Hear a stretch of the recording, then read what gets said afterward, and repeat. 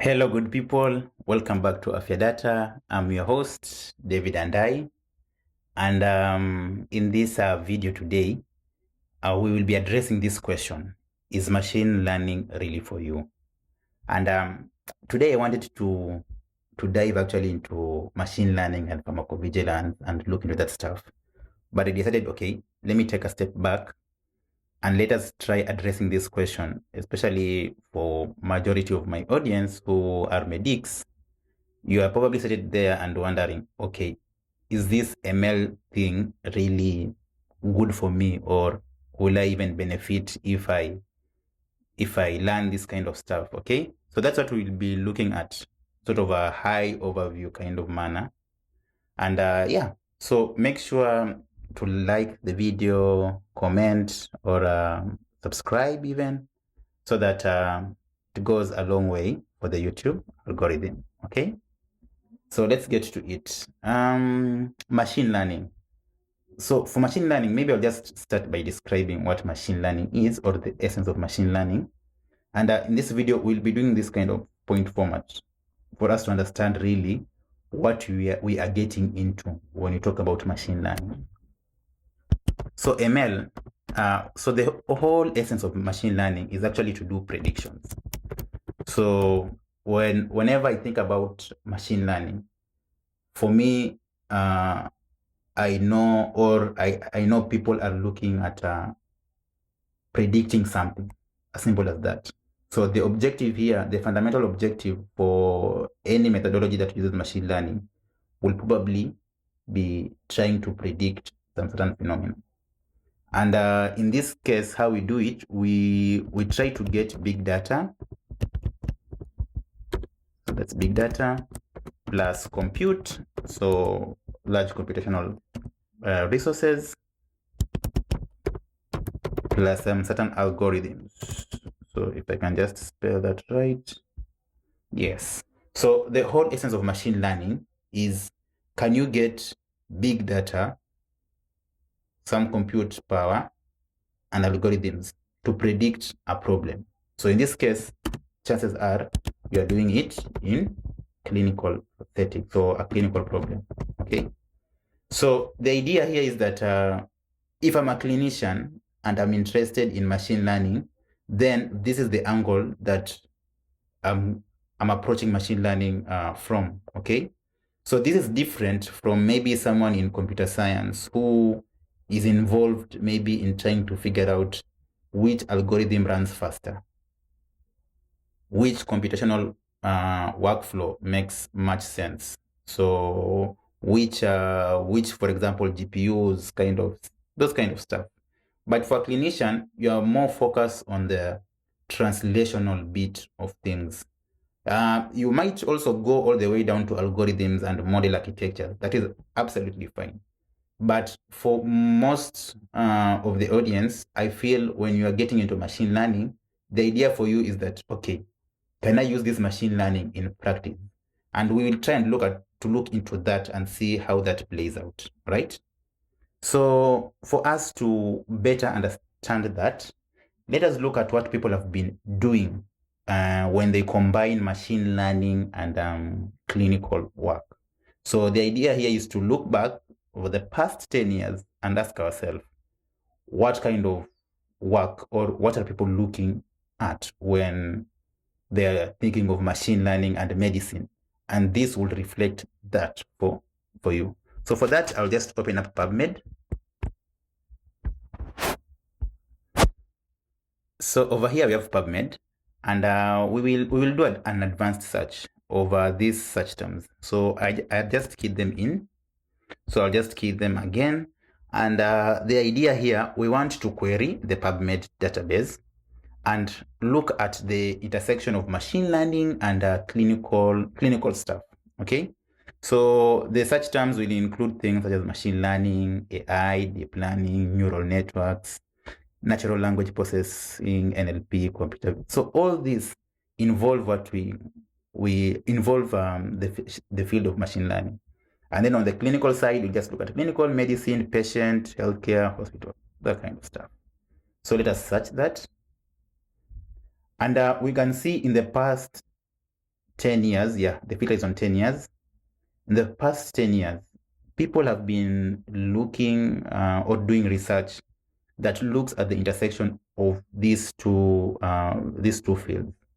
And you can note how big this jump is. So for example, if I stretch all the way to 1971, you can see how low the numbers were when people are looking at machine learning and medicine. Then fast forward, look at this jump. So the 10 years ago, we right now have 235, 157 results out there. And this is only in PubMed that shows that intersection. So I will leave this link down. Okay, I will leave these search terms for you to access. So the idea here is for you to understand that over the past 10 years, people have been looking at this intersection of machine learning and medicine. So that shows that it is an active area of research. People are looking into it, and chances are it might grow given the way things are advancing within this field. So if I am someone who is outside and I'm asking myself, is machine learning really for me? Then the signal out there shows me that people are looking into it actively. So you can see we are in, is it March? Yeah, we are in April 2027. And we are just around here. So that shows that we are actually at 22,827 compared to 2025, which was 68. So obviously, from this projection, we will obviously overshoot the values that were there in 2025. So this shows that this is an active area of research within this space. Okay, so that's number one. So I will leave these search terms for you, so just to have a look.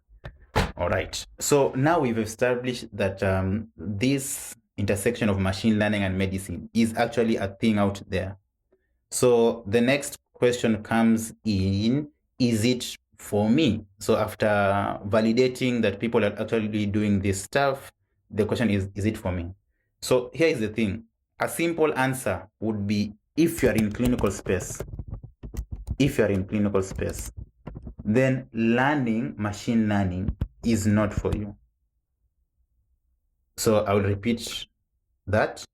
If you're within the clinical space, learning machine learning is not for you. What do I mean by that? I mean things like understanding the algorithms, understanding the compute, that kind of stuff. However, if you are interested in how to apply machine learning in your practice, or how the flow of machine learning in your practice works to help improve patient outcome, then yes, it is for you. So what I've done there, I've given you the options that exist out there. Either number one, you are within the space and you are interested with understanding how this can be beneficial for your patient. That's one. And the second bit is, if you're in the clinical space and you are really not into understanding the algos and all that kind of stuff, then machine learning is not for you. As simple as that. Now, everything else from there is now based on personal interests, on career, on whatever space that you're in. And now here comes the field that perhaps many medics might now approach machine learning from, is research, I included. So in this case, when us as clinicians, we are trying to get into machine learning space, we go beyond just knowing whether or not this thing is trying to translate these things in the workflow of our patients, but we go a level sort of bit higher and try to understand, okay, which algorithm, when used like this, given these compute resources, can work best for my patient. So I think at the end of the day, one fundamental thing we are realizing here is that the patient is normally at the back of your mind. So at the back of your mind, you're probably thinking the patient and how this can translate clinically. But how you do this has levels to it. The level can be, I just wanted to see which which machine learning approach can be best used for my patient. Another level can be, okay, which kind of algorithms, if I play with this and this, can make me understand how to use this in my patient population. Another level can be even in terms of policy. So if you think about policy, policy stuff, policy implementation, and someone comes to you and like, yeah, we want to use machine learning to implement this stuff. You need to think of it from the policy perspective and see if this even makes sense for your patient or just stick to the old ways. So those are sort of the nuances in the approach for this. So maybe to articulate research better, a personal example is I remember I emailed one of my let me say lecturers in this case. So I'll just read out the email and maybe leave it out on the screen as well. I remember I asked her about something to do with machine learning and what is it? This is bioinformatics. So this is what she said. It's also useful to understand how the field is structured.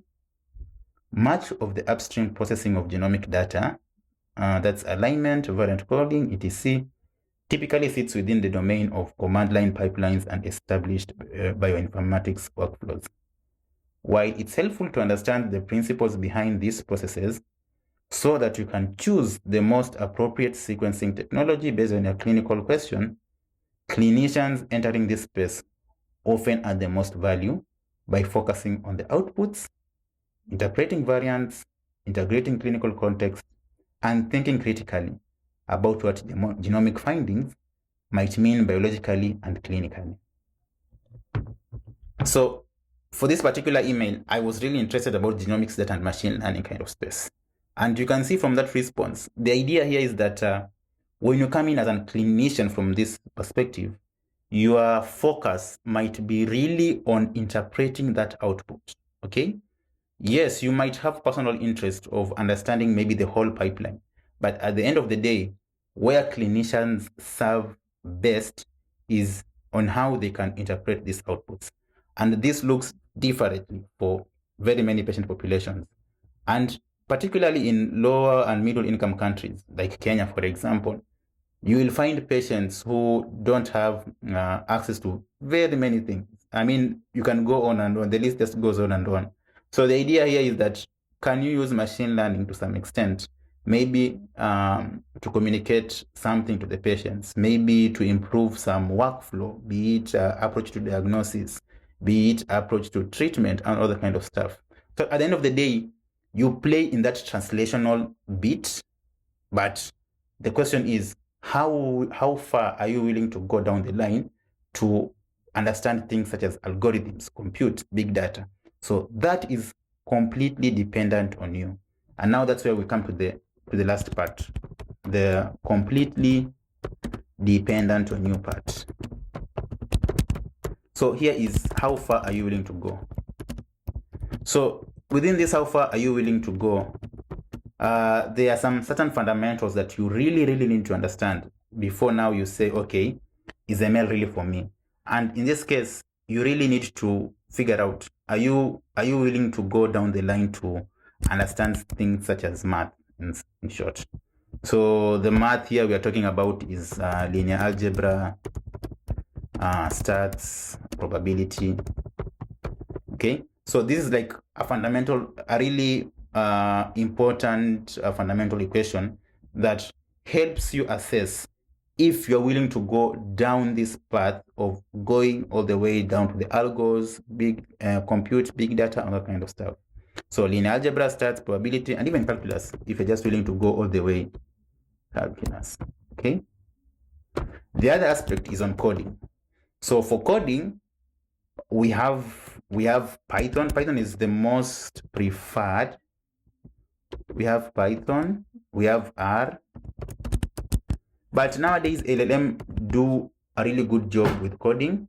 However, in order for you really to understand what's happening, you really need to sit down and even understand whatever code is being written. Okay, so the question here is, for you as a medic, do you have enough time to go down this path of coding and math? I think that is like the major bottleneck that you do not have access to. So where you are seated, if you are a beginner, you probably don't have access to what amount of knowledge do I need to do to understand, or do I need to have to understand coding and math necessary for machine learning. So if I have nothing, then the question is, am I willing to go down that path? So that's more of a rhetorical question from where I'm seated. Then the second bit is that, okay, I'm not willing to go down that path and I'm really interested in machine learning. So here it's, no, I'm not willing to go down that path. So what can I do? But I'm still interested in machine learning. Then your most preferred option is around the translational bit. So this might look like things like policy. This might look like things involved in health system management and that kind of stuff. And in this case, you will be seated at the interface of people coming with machine learning kind of tech investment algorithm, and you are seated there between the vendor, in this case, quote unquote, and the patient, and you're trying to see, okay, does this make sense for this patient population? And now the third bit, where we sort of get to have fun. You get to experience both that part where you can play with code and math and all kind of stuff, and actually do the translational bit is more on the research aspect. That I won't lie. We get to have, let me say, a bit more fun where you can play both sides equally when you sit at the research realm or at the research side of things. Okay, I've said a lot. Hopefully it has been easier for you to understand or to go through. So just to recap, if you're within the clinical space, the answer can be no and yes. No, that machine learning is not for you if you're not really interested going down this path of math, coding, and all that kind of stuff. Yes, if you're still willing to go down this path, or not willing to go down this path, but do translational kind of stuff. That means translational research, trying to figure out where the intersect happens. You can go over these search terms. They will give you a lot. You saw the results. They were like over 200 and something thousand. Yeah, and then the last bit is for us researchers who are interested with both sides. So interested both clinically and the math and coding part of things. Okay, that has been a mouthful. Thank you for sticking along, and please leave a like, subscribe, and see you on the next video.